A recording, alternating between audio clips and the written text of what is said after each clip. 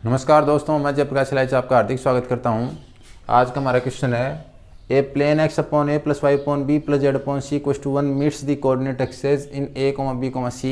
Find the equation and centre of the circle circumscribing the triangle A B C. समतल x बटे a plus y बटे b plus z बटे c बराबर एक निर्देशीय अक्षों को बिंदुओं ए बी सी पर मिलता है। त्रिभुज ए बी सी के परिवर्त का समीकरण तथा केंद्र ज्ञात कीजिए। तो हमें दे रखा है एक समतल का समीकरण दे रखा है, इक्वेशन ऑफ प्लेन दे रखी है जो कि अंतःखंड रूप में है, इंटरसेप्ट फॉर्म में है। और अगर ये जो प्लेन है वो एक्स एक्स को ए पॉइंट पे काटता है, वाई एक्स को बी पॉइंट पे काटता है, जेड एक्स को सी पॉइंट पे काटता है, तो ए के कोऑर्डिनेट हमें जो प्राप्त होंगे वो ए 0 0 मिलेंगे, बी के पॉइंट मिलेंगे वो मिलेंगे 0 b 0 और सी के कोऑर्डिनेट मिलेंगे 0 0 c। अब हमें ज्ञात करना है वो वृत्त की समीकरण ज्ञात करनी है, इक्वेशन ऑफ सर्किल ज्ञात करनी है। तो 3 डायमेंशन में इक्वेशन ऑफ सर्किल का मतलब होता है कि आपको स्फीयर की इक्वेशन लिखनी है और साथ में प्लेन की इक्वेशन लिखनी है। इन दोनों को अगर हम साथ लिख देते हैं तो हमारी सर्किल की इक्वेशन हो जाएगी, वृत्त की समीकरण हो जाएगी। प्लेन की इक्वेशन है वो हमें दे रखी है और हमें स्फीयर की इक्वेशन ज्ञात करनी है, गोले का समीकरण ज्ञात करना है। गोले का समीकरण ज्ञात करने के लिए 4 बिंदुओं की आवश्यकता होती है। हमें 4 बिंदुओं में से 3 बिंदु दिए हुए हैं ए बी सी, और गोले का समीकरण लिखने के लिए जो चौथा बिंदु हो वो हमें पता नहीं है। तो हम अपनी सुविधा की दृष्टि से कोई भी चौथा बिंदु ले सकते हैं, लेकिन शर्त ये होनी चाहिए कि चारों बिंदु समतलीय ना हो। तो चारों बिंदु एक प्लेन में नहीं होने चाहिए। तो हम चौथा पॉइंट ऐसा नहीं ले सकते कि जो इस प्लेन है इसी प्लेन में विद्यमान हो, यानी वो पॉइंट इस प्लेन की इक्वेशन को सेटिस्फाई नहीं करना चाहिए। तो हम एक ऐसा पॉइंट लेंगे जो कि इस प्लेन पर ना हो। तो हम अपनी सुविधा की दृष्टि से वो चौथा बिंदु 0 0 0 ले लेते हैं। तो हमें पता है कि ओरिजिन है वो इस समतल की समीकरण को संतुष्ट नहीं कर रहा है, इसका मतलब ये चारों बिंदु समतलीय नहीं है।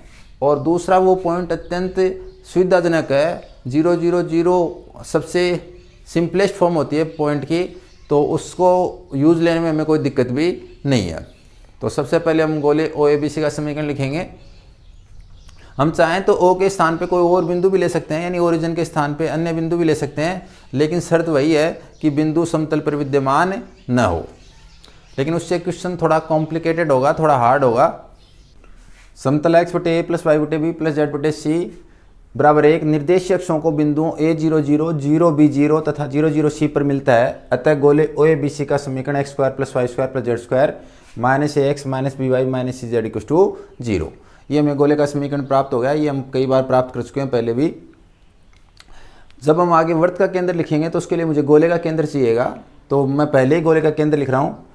गोले एक का केंद्र सेंटर है जो है वो इसका होगा minus U minus V minus W होता है। तो मुझे पता है कि 2u की वैल्यू यहाँ पे है माइनस ए, तो u की वैल्यू होगी उससे माइनस ए बाई 2। और अगर सेंटर होता है वो माइनस यू होता है, तो माइनस यू यानी ए बाई 2। इसी प्रकार माइनस वी की वैल्यू बी बाई 2, इसी प्रकार माइनस डब्ल्यू की वैल्यू सी बाई 2। तो ये हमें गोले का केंद्र प्राप्त हो गया। अब हमें त्रिभुज ए बी सी के परिवर्त का समीकरण लिखना है। तो त्रिभुज ए बी सी के परिवर्त का समीकरण कैसे लिखेंगे? परिवर्त यानी वृत्त का समीकरण, और वृत्त भी कैसा, जो कि त्रिभुज ए बी सी के जो शीर्षों ए और सी से गुजरता हो। तो equation of circle circumscribing the triangle A B C is, हम अगर गोले के समीकरण और प्लेन की इक्वेशन, स्फीयर की इक्वेशन और प्लेन की इक्वेशन को अगर हम साथ साथ लिख दें तो वो सर्किल की इक्वेशन होती है। तो मैंने गोले की इक्वेशन लिख दी यहाँ पे और यहाँ पे समतल की समीकरण लिख दी। तो ये हमारा परिवर्त का समीकरण हो गया, इक्वेशन ऑफ सर्किल हो गई। अब मुझे सेंटर चाहिए, और हमें पता है कि अगर सर्किल का सेंटर चाहिए तो सबसे पहले एक तो स्फीयर का सेंटर चाहिए होता है, फिर एक लाइन की इक्वेशन लिखते हैं जो कि सेंटर ऑफ स्फीयर गोले के केंद्र से गुजरती है तथा समतल के क्या होती है, लंबवत होती है। तो हम लिखेंगे गोले के केंद्र C a by 2 b by 2 c by 2 से गुजरने वाली तथा समतल एक्स बटे ए प्लस वाई बटे बी प्लस जेड बटे सी बराबर ए के लंबवत रेखा सी डी का समीकरण। सी यहाँ पे मैंने माना है सेंटर ऑफ स्फीयर, डी मैंने यहाँ पे माना है सेंटर ऑफ सर्किल। तो सी तो गोले का केंद्र है, डी वृत्त का केंद्र है। तो मैंने लाइन सी डी की इक्वेशन लिखी है। तो लाइन सी डी की इक्वेशन के लिए एक तो मुझे पॉइंट चाहिए और एक इस प्लेन के लंबवत रेखा के दिक्कनपात चाहिए। तो पॉइंट मुझे पता है कि ए बाई 2, तो X minus A by 2, Y minus B by 2, Z minus C by 2। और नीचे जो दिक्कनपात आते हैं वो समतल के अभिलंब के दिक्कनपात या कहो रेखा सीडी के दिक्कनपात होते हैं। और समतल के अभिलंब के दिक्कनपात हमेशा समतल के समीकरण से प्राप्त करते हैं। और समतल के समीकरण में जो x का गुणांक होता है, तो अगर मैं इसे ऐसे लिखूं 1/a into X plus 1/b into Y plus 1/c into Z equal to 1, तो आप देख रहे होंगे कि x का जो कोफिशिएंट x का गुणांक है वो 1/a है, y का गुणांक है वो 1/b है, और z का गुणांक है कोफिशिएंट ऑफ z है वो 1/c है। तो मैंने यहाँ पे लिखा 1/a 1/b 1/c equal to मैंने k लिखा, ब्रैकेट में लिख दिया माना। अब इस रेखा पर स्थित किसी बिंदु के निर्देशांक, तो रेखा 3 पर स्थित किसी पॉइंट के अगर हम कोऑर्डिनेट लेंगे तो कैसे सोल्व करेंगे। फर्स्ट को मैंने लास्ट के साथ सोल्व किया, तो जैसे ये 1/a क्रॉस मल्टीप्लाई से होगा तो यहाँ k/a आ जाएगा, और ये -a/2 राइट हैंड साइड में जाएगा तो प्लस का a/2 हो जाएगा, तो k/a प्लस a/2। फर्स्ट से अगर मुझे सेकंड प्राप्त करना हो तो a को b से रिप्लेस करना पड़ेगा। इसी प्रकार अगर मुझे ये निर्देशांक ज्ञात करना है तो इसी कोऑर्डिनेट को अगर मैं a की जगह b लिख दूं तो मुझे ये निर्देशांक प्राप्त हो जाएगा, और b की जगह c लिख दूं तो मुझे ये निर्देशांक प्राप्त हो जाएगा। चाहे आप सोल्व करके लिखो, चाहे आप साइक्लिक ऑर्डर से लिखो, बात एक ही है। तो इसके निर्देशांक हो गए k/a plus a/2, k/b plus b/2, k/c plus c/2। हमें ये जो बिंदु प्राप्त हुआ है, माना यह बिंदु वृत्त का केंद्र d है, सेंटर ऑफ सर्किल है जिसे हमने d माना है। और अगर कोई भी जो सर्किल का सेंटर होता है वो प्लेन पे हमेशा लाई करता है तो प्लेन की इक्वेशन को सेटिस्फाई करेगा। तो हमारा जो प्लेन है समतल x/a plus y/b plus z/c equal to 1, उसको ये पॉइंट सेटिस्फाई करेगा। तो हमारा जो प्लेन की इक्वेशन वो x/a है, तो x/a को मैंने लिखा 1/a इंटू एक्स, और जैसे ही मैं यहाँ पे x कोऑर्डिनेट लिखूंगा तो 1/a और x की वैल्यू हो जाएगी k/a प्लस a/2, तो मुझे मिलेगा 1/a k/a प्लस a/2। इसी प्रकार इससे 1/b मैंने पहले लिख दिया और y की वैल्यू आगे लिख दी। इसी प्रकार इससे मैंने 1/c पहले लिख दिया, और जो z की वैल्यू है k/c प्लस c/2 लिख दी इक्वल टू 1। अगर मैं मल्टीप्लाई करूँगा तो इसको पहले पद को पहले पद से मल्टीप्लाई करूँगा तो मुझे मिलेगा k/a²।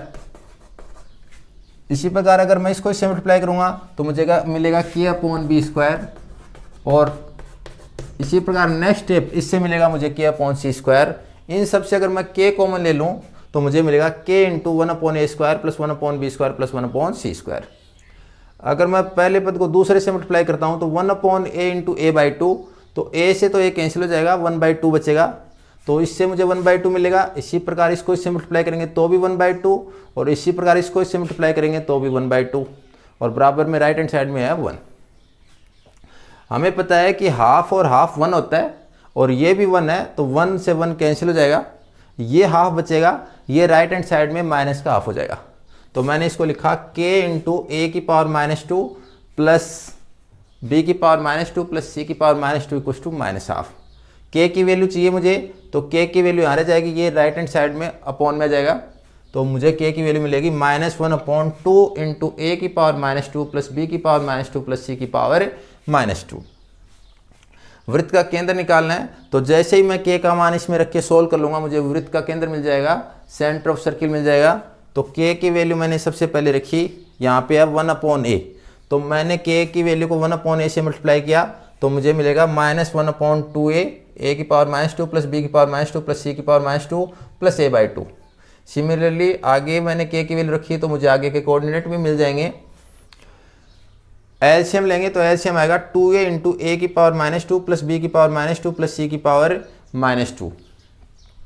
एलसीएम लेने पर मुझे मिलेगा -1 प्लस a² इंटू में a⁻² plus b⁻² plus c⁻²। अगर मैं इस a² को इससे मल्टीप्लाई करूँगा तो मुझे मिलेगा a² इंटू a⁻², जिसे मैं लिख सकता हूँ a⁻0 वो होता है 1, या फिर ऐसे भी लिख सकते हो कि a² इंटू 1/a², और a² से a² कैंसिल हो गया, मुझे 1 मिल गया। तो इस प्रकार इसको मैं इससे मल्टीप्लाई करूँगा तो 1 मिलेगा, ये माइनस का 1 है, आगे मुझे मिलेगा प्लस का 1, माइनस का 1 और प्लस का 1 कैंसिल हो जाएंगे। अब ये हटने के बाद में हमें मिलेगा a² ब्रैकेट के अंदर b⁻² प्लस c⁻², तो मैंने लिखा a² b⁻² प्लस c⁻²। जो हमारा हर है डिनोमिनेटर है उसमें कोई चेंज नहीं होगा। इसी प्रकार अगर इसमें एलसीएम लेके सोल्व करेंगे तो बी स्क्वायर को अगर मैं बी की पावर -2 से मल्टीप्लाई करूंगा तो प्लस का 1 मिलेगा, वो प्लस का 1 -1 से कैंसिल हो जाएगा, और अगर ये कैंसिल हो गया तो बाकी जो स्टेप है ऐसे एज इट इज आएंगी। तो बी स्क्वायर बाहर, ब्रैकेट के अंदर a की पावर -2 प्लस c की पावर -2, तो बी स्क्वायर ब्रैकेट के अंदर a की पावर -2 प्लस c की पावर -2। इसी प्रकार बाहर सी स्क्वायर ब्रैकेट के अंदर a की पावर -2 प्लस b की पावर -2, और हर में यानी डिनोमिनेटर में कोई चेंज नहीं हुआ। यही हमारा सेंटर ऑफ द सर्किल है।